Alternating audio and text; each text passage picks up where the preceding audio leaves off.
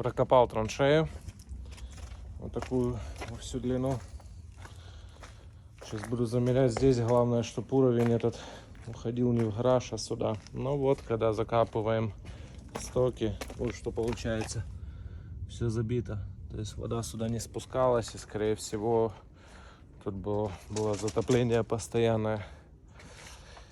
Сейчас это надо раскапывать и поднимать выше, чтобы был доступ для прочистки, потому что всегда забивается, всегда. Ремонт и под ключ в Англии, ссылка в описании профиля.